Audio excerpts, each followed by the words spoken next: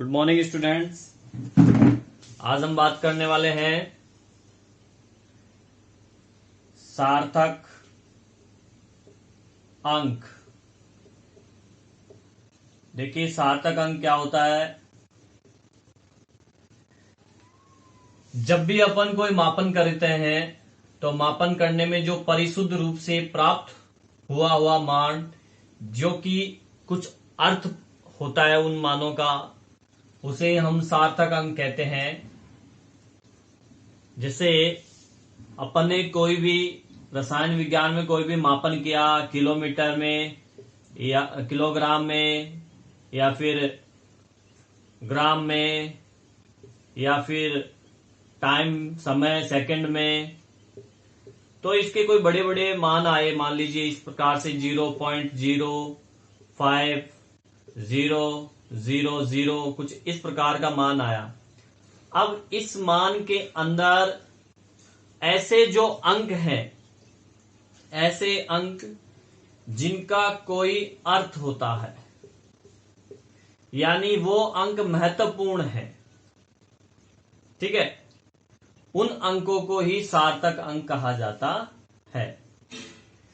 यहां पे अगर हम इसकी बात करें, जैसे ये सपोज किया ये है 50.00। अब आप देख सकते हैं इस अंक में, ये साधारणतः अपन बात कर रहे हैं, ये दोनों जो है, दोनों अंक कोई काम के नहीं है, ठीक है ना। और अगर इनकी बात करें तो ये अर्थपूर्ण अंक हैं, अर्थपूर्ण अंक हैं, तो ये सार्थक अंक हो गए, ठीक है ना। अब आपको समझ में आ गया होगा परिभाषा कि इन्हीं को हम क्या कहते हैं, सार्थक अंक कहते हैं। अब क्वेश्चन ये है कि सार्थक अंक कौन सा होता है, कैसे पता लगाएं कौन सा सार्थक अंक है और कौन सा सार्थक अंक नहीं है। तो देखिए 1 बाय 1 अपन इसकी बात करते हैं कि सार्थक अंक कौन सा है और कौन सा नहीं है।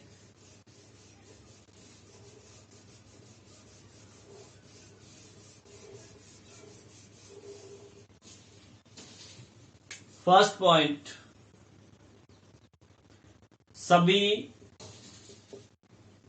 अशून्य अंक सार्थक अंक नहीं है। सार्थक अंक होते हैं।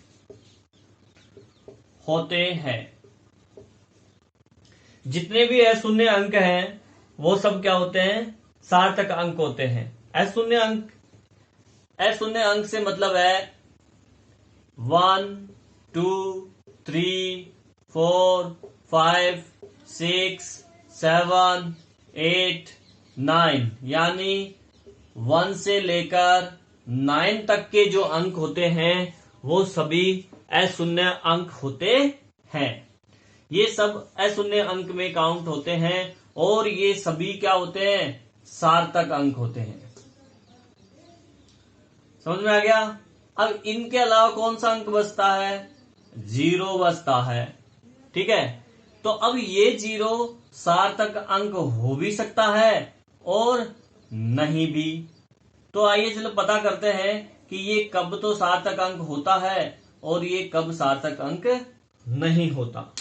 0 की बात होगी यहाँ पे कि 0 कब सार्थक अंक होता है और कब नहीं होता। तो देखिए, अगर इस एग्जाम्पल की बात करें, फर्स्ट पॉइंट के सभी अशून्य अंक सार्थक अंक होते हैं, तो इसका जो एग्जाम्पल है 356.78, ये एग्जाम्पल है। इसमें आपको कहीं पे भी 0 नजर नहीं आ रहा, तो जितने भी अंक आपको नजर आ रहे हैं वो सभी क्या हैं, सार्थक अंक हैं। यहाँ पे 3 भी सार्थक अंक है, 5 भी, 6 भी, 7 भी और 8 भी सार्थक अंक माना जाएगा।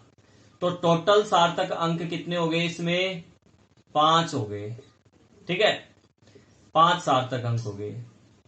आ गया होगा समझ में। चलो अब बात करते हैं 0 की, कि 0 कब सार्थक अंक होता है कब नहीं होता। तो देखिए अगर अगर शून्य, जीरो मतलब शून्य,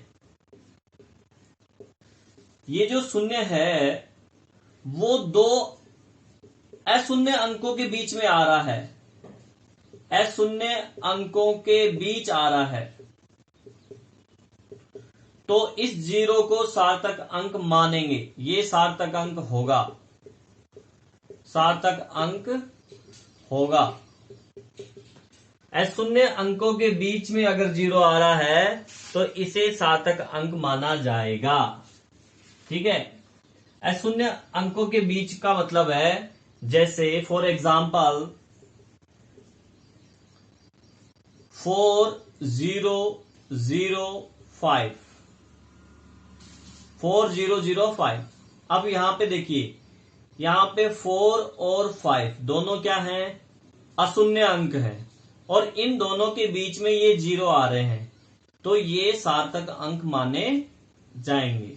अर्थात ये भी सार्थक अंक, ये भी और ये भी सार्थक अंक। टोटल कितने सार्थक अंक, 4 सार्थक अंक हो गए। इसी प्रकार से 580.06 यहां पे पॉइंट आया है। ये पॉइंट मैं आपको बता दूं, जो दशमलव बिंदु होता है इसको सार्थक अंक नहीं माना जाता, इसको काउंट नहीं करते हैं सार्थक अंक में। अब यहां पे देखिए ये अशून्य अंक है 5, 8 और इधर 6, और इन दोनों के बीच में ये दोनों जीरो आ रहे हैं, तो ऐसी कंडीशन में इन दोनों जीरो को सार्थक अंक माना जाएगा। यानी ये भी सार्थक अंक है, 8 भी है, जीरो भी है, ये जीरो भी है और 6 भी है, तो टोटल जो सार्थक अंक हो गए यहां पे 5। ठीक है, नेक्स्ट बात करते हैं तीसरा पॉइंट। अगर शून्य जो अशून्य अंक के बाईं तरफ है तो उसे सार्थक अंक नहीं माना जाएगा। बाईं तरफ मतलब लेफ्ट साइड, बाईं तरफ शून्य है, किसके बाईं तरफ, अशून्य अंक के, अशून्य अंक के। ठीक है, अगर बाईं तरफ शून्य आ रहा है तो उसे सार्थक अंक नहीं मानेंगे, वो सार्थक अंक नहीं होगा, वो जीरो। एग्जाम्पल की बात करते हैं, 0.05, यहां पे ये 5 सार्थक अंक है क्योंकि यह शून्य अंक है, और अशून्य अंक को हम सार्थक अंक मानते हैं। इसके बाईं तरफ लेफ्ट साइड में ये जीरो है 2, तो इनको सार्थक अंक नहीं मानते, अर्थात इस संख्या में एक सार्थक अंक हो गया। इसी तरीके से एक और एग्जांपल ले लेते हैं, 0.000834। यहां देखिए ये अशून्य अंक है 438, और इसके लेफ्ट साइड में ये 4 जीरो हैं, ये चारों ही सार्थक अंक नहीं माने जाएंगे, जबकि 8, 3, 4 ये माने जाएंगे क्योंकि ये शून्य अंक है। तो टोटल इसमें सार्थक अंक हो गए 3। अब बात करते हैं पॉइंट नंबर 4। देखिए जितने भी शून्य जो कि पॉइंट के राइट साइड में आते हैं, यानी कि दाहिनी तरफ जो शून्य आते हैं वो सार्थक अंक हैं, क्योंकि मीटर स्केल पे अपन क्या कर सकते हैं, देखो बाईं तरफ का मतलब है, दाईं तरफ का मतलब है राइट साइड, दाईं तरफ अगर शून्य आ रहा है तो उसे अपन सार्थक अंक मानेंगे। थोड़ा स्पेस बना लेते हैं ताकि अच्छे से समझ में आए।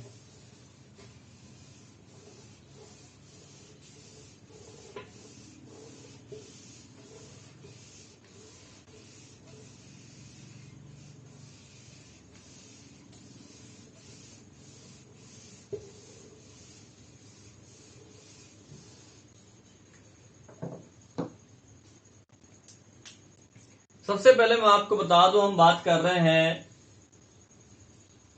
शून्य दाईं तरफ आए तो सार्थक अंक होगा। क्यों होगा? क्योंकि देखो, 3 अगर मापक की बात करें अपन, एक होता है मीटर स्केल। कौन? Metre scale. और एक होता है अपने वर्नियर।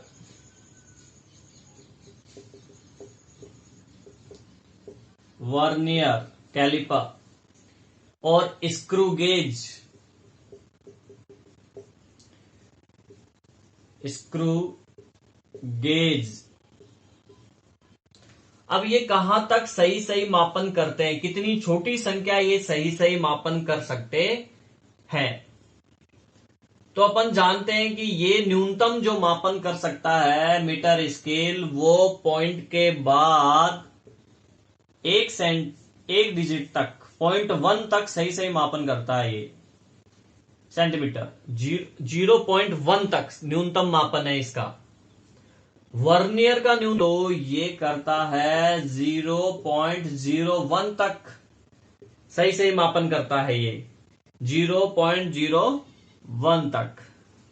और अगर स्क्रू गेज की बात करें तो ये सही सही मापन करता है 0.001 तक सेंटीमीटर तक। यानी ये पॉइंट के बाद में 1 संख्या ले रहा है, ये पॉइंट के बाद में 2 संख्या ले रहा है, और ये पॉइंट के बाद में 3 संख्या ले रहा है। तो इसी कारण से पॉइंट के बाद राइट साइड में जो 0 आएंगे उनको काउंट किया जाएगा, उनको सार्थक अंक माना जाएगा। जैसे कि 5.0, ठीक है। इसमें अगर हम बात करें तो सेंटीमीटर लगा देते, यूनिट लगाना जरूरी है, क्योंकि अगर यूनिट नहीं लगा हुआ है तो उनको सार्थक अंक नहीं मानते हैं। अगर यहां पे आया 67.00 सेंटीमीटर लगा दें यहां पे। इसमें देखिए एग्जांपल 834.3 तक 0 आ जाए यहां पे, क्योंकि ये 3 डिजिट तक मेजर कर रहा है।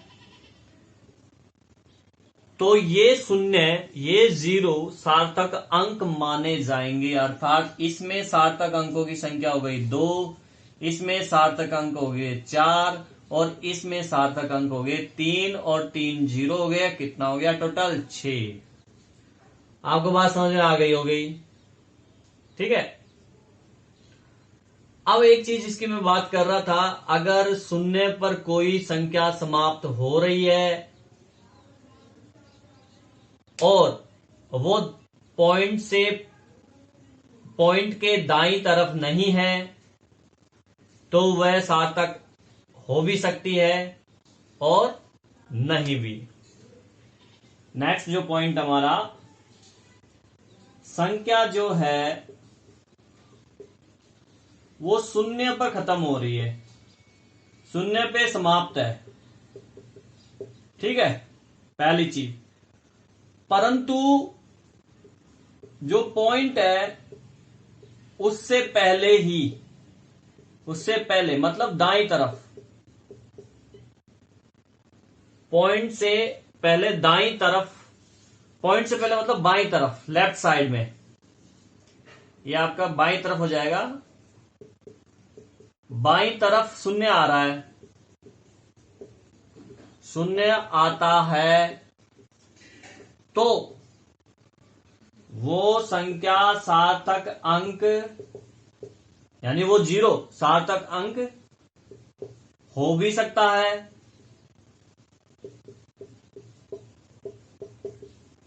और नहीं भी। अब ऐसा 2 एग्जाम्पल से समझते हैं कि कब तो वो होगा और कब नहीं होगा। तो देखिए, अगर बिंदु नहीं है, जैसे फॉर एग्जाम्पल 500। अब ना तो कोई यूनिट लगा हुआ है, कोई मात्रक भी नहीं लगा हुआ है और जाएगा।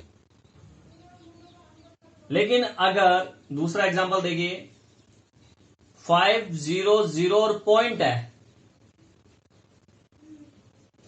500 और पॉइंट है, तब इन दोनों जीरो को सार्थक अंक माना जाएगा। तो ऐसी कंडीशन में 5 तो है ही और ये जीरो भी माने जाएंगे, तो सार्थक अंक हो गया टोटल 3 हो गया।